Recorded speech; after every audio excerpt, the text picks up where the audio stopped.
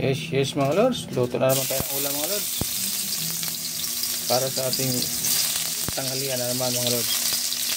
Yan yung ating bawang mga lords, no? Isa na natin bawang mga lords. Okay, serve natin mga lords yung ating kamatis.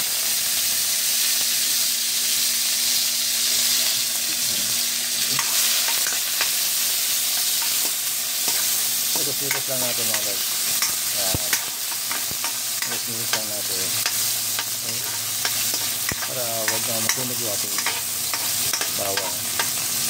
Tapos mga lords, send natin yung ating sibuyas. Yan. Pag may bawang, may sibuyas. Kaya mga lords, magpart na talaga yun. Pag nagigisa tayo, lagi may bawang at may sibuyas. Kaya mga lords, ikos-ikos lang muna natin. Tapos siyempre mga lords, ilagay natin yung ating gulay. Naggula na mga lords yung ating lagay natin mga lords yung gulay natin. Ito yung lutuin natin mga lords. Ayan, gigisa lang natin. Tapos lagyan natin ng itlog mga lords, lagyan natin ng itlog. Tapos lagyan din natin ng bagoong mga lords para kakaiba naman.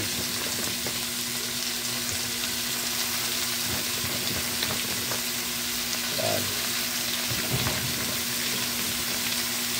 Okay, maraming masyado mga lords yung aming gulay ngayon. Mura ang palaya mga lords, kaya gulay ko ng marami.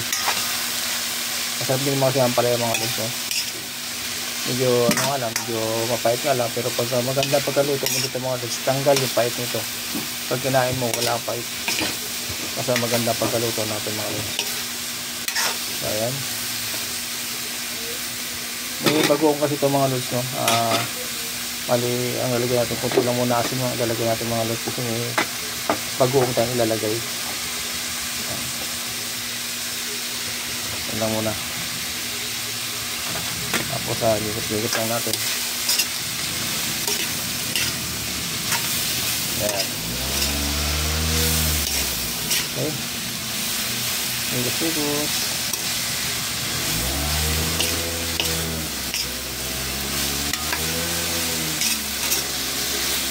Itong iluto natin mga lords, ito lutong ito mga lords, luto ng Pilipino ito. Halos lahat ng Pilipino mga lords kumakain ng ganito ang palaya. Yung iba hindi kumakain mga lords, nakakala nila mapait, pero depende sa pagluluto mga lords, kasi may pagluluto na hindi mo malasahan yung pait mga lords. At meron namang iba mga lords na talagang mapait, pero depende sa pagluluto mga lords, pero hindi mawala talagang pait mga lords ang palaya ito pero bahagya lang.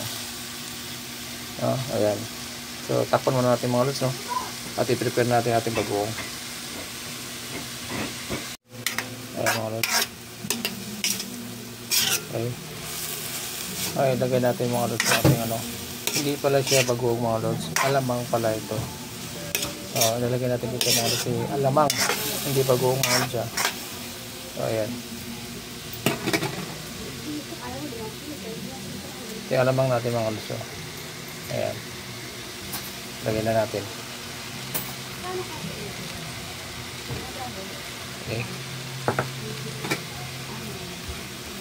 hindi natin mga lords para madali lang maluto itong alamang natin mga lords. Ayan, mikos natin yan.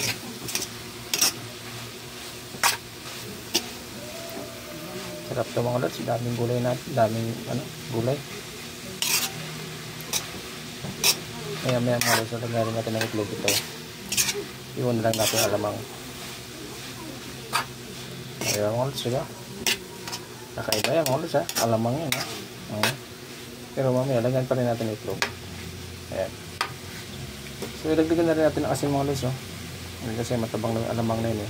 Ayan. Okay.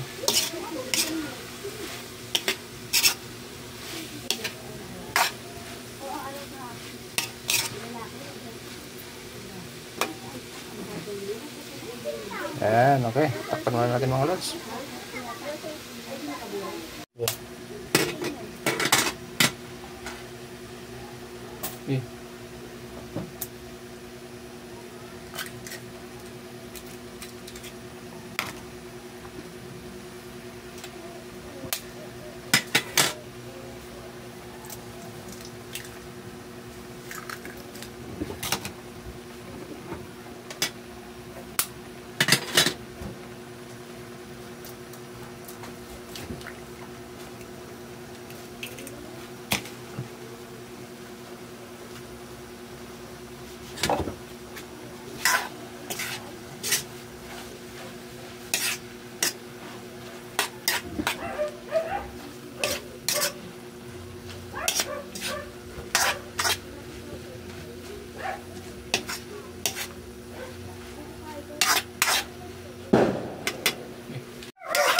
Ayan mga lods, yung ating itlog. Lagyan na natin mga lods. Ayan. Okay mga lods, lagyan naman natin yung ating magic sarap mga lods. Ito na yung natin mga lods. Ayan. Yung ating magic sarap. Ayan. Okay. Mikos-mikos lang muna.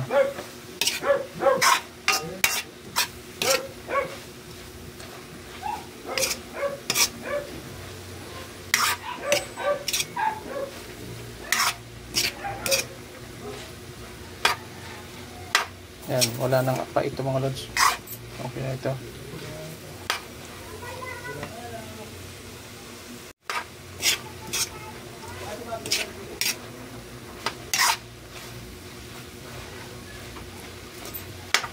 Ayan, yummy na ito mga lods. Sigurado yan. Mapapaandi na naman tayo nito mga lods sa ating ulam. Kaya yung mga tawag natin mga lods na simpleng ulam. Ulam ng mga Pilipino. Ayan, madalas ito yung ulam natin na madalian mga lods sa ating mga Pilipino.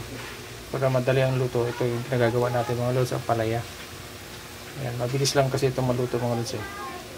Pero siyempre, depende pag luluto mga lods, no? Minsan kasi mapait talaga ang palaya, pero depende yan. So ayan, at tikman na natin mga lods kung ito ay okay na. Okay. Okay na siya mga lods. Ayan na. Ito na. Luto na siya. Hindi siya masyado mapait mga lods eh. Pero mayroon pa rin kahit paano. Pero hindi na masyado.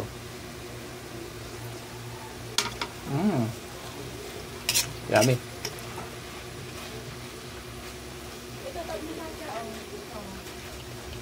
Yan mga lods.